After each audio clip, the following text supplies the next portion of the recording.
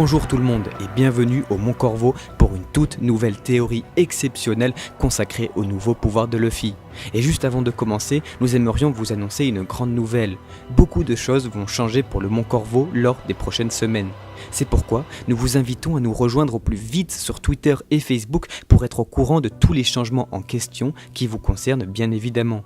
Enfin, vous pouvez aussi nous suivre sur le paradis du joueur qui nous permettra de communiquer plus facilement avec vous tous. Nous vous invitons donc à vous y abonner pour ne rien louper et nous aimerions aussi remercier ceux qui l'ont déjà fait. Le lien est dans la description. Mais retournons à l'essentiel et pour cela, je vais vous poser une question. Connaissez-vous la légende de Sun Wukong ? Certains diront oui, mais la réponse majoritaire sera non. En effet, peut-être avez-vous déjà vu d'autres personnes en parler sur internet. C'est pourquoi nous vous invitons très sincèrement à regarder cette vidéo jusqu'au bout car nous avons décidé de creuser et d'approfondir l'idée d'une possible corrélation entre la légende de Sun Wukong et le manga One Piece. Et à ce niveau-là, vous allez vite comprendre qu'il ne peut pas s'agir de simples coïncidences. Nous allons donc aborder, après avoir résumé la légende en question, tous les rapprochements qu'Eiichiro Oda, le mangaka, a mis en avant depuis le début du manga, pour définir ensuite, avec presque une facilité déconcertante, le futur du manga jusqu'à la toute dernière page. Vous allez voir que rien n'est laissé au hasard.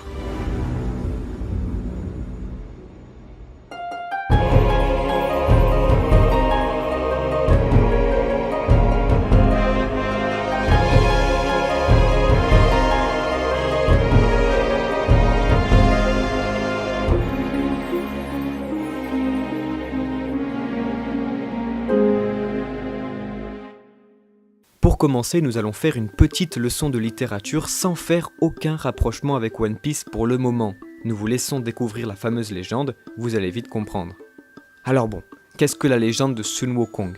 Sun Wukong est tout simplement le personnage fictif le plus connu de la littérature chinoise, plus connu en France sous le titre du roi singe et au Japon sous le nom de Son Goku. Il est le héros principal du roman de Wuncheng-gen, La pérégrination vers l'ouest.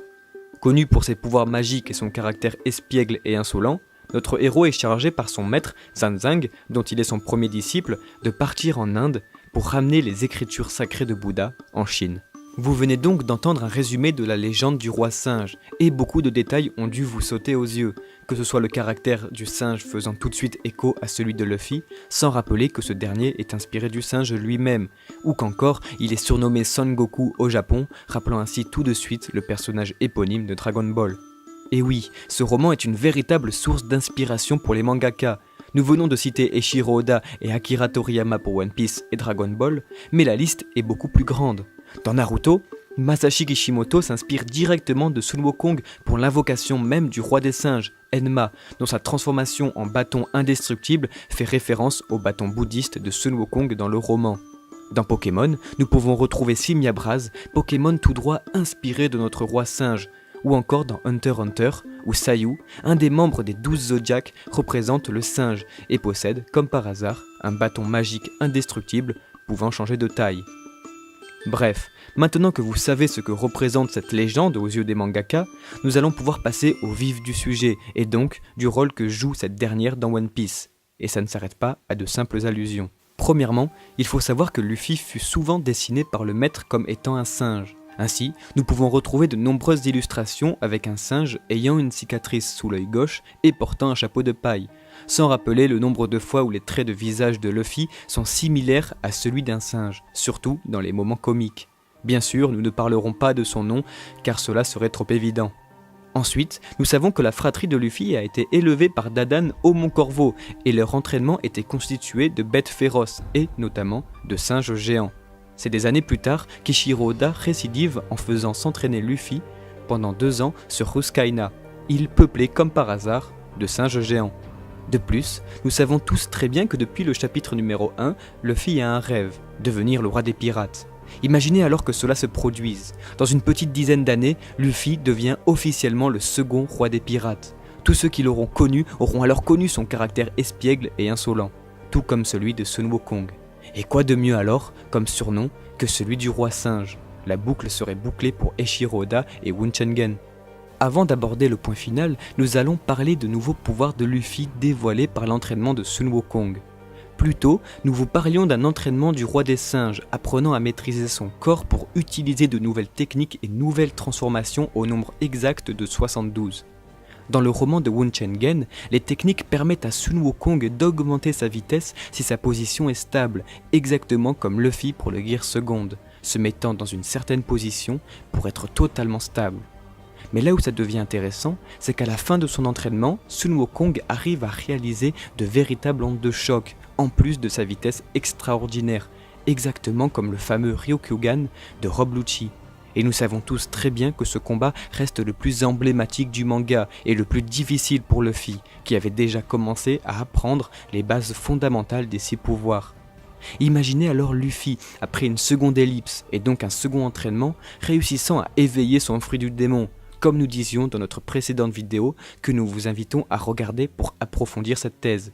Cela permettrait alors de réaliser des ondes de choc à chaque coup donné. Il deviendrait une véritable machine de guerre, intouchable et monstrueusement destructeur, à l'image d'un homme qu'il respecte énormément, Barbe Blanche.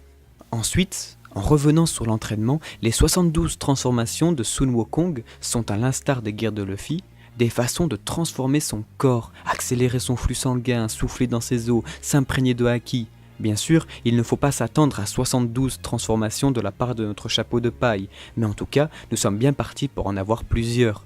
Le Tankman étant la dernière en date, nous pouvons nous attendre à en revoir de nouvelles, sachant qu'elles permettent à Luffy, comme à Sun Wukong, de devenir plus tard roi, en se transformant en n'importe quelle forme, à n'importe quel moment, pour une fluidité extrême. Imaginez 2 minutes, Luffy s'adaptant en quelques secondes au style de combat de son adversaire et à l'environnement qui l'entoure, choisissant la transformation qui lui convient le mieux, changeant en quelques secondes entre Gear Second, Third, Fourth pour une fluidité de combat sans précédent.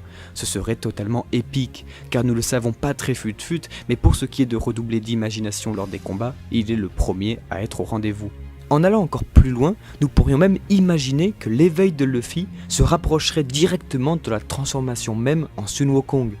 Car comme précisé par Doflamingo à Dressrosa, les utilisateurs de Paramecia qui arriveraient à éveiller leurs fruits pourraient être bien supérieurs aux Logia.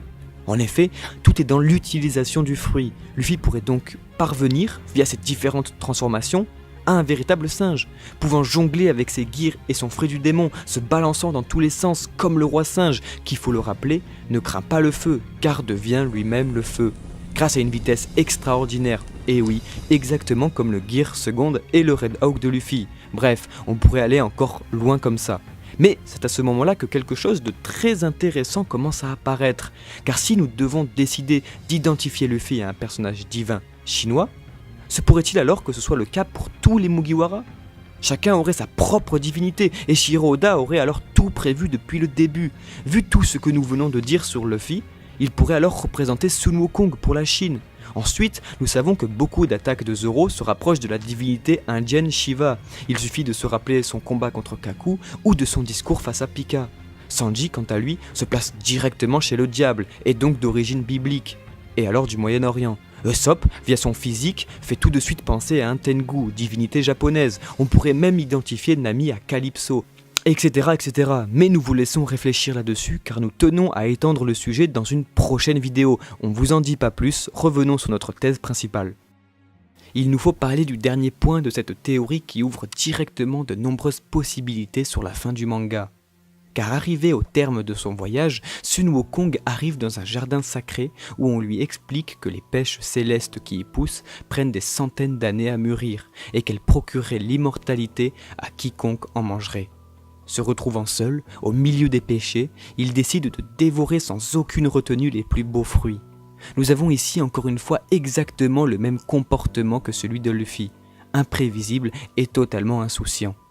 Enfin, la corrélation entre le jardin sacré et Raftel est très forte. La présence des péchés permettrait alors de résoudre un des plus grands mystères du manga, qui est l'origine des fruits du démon. Il se pourrait alors très bien que les fruits du démon poussent sur un ou plusieurs arbres sur Raftel.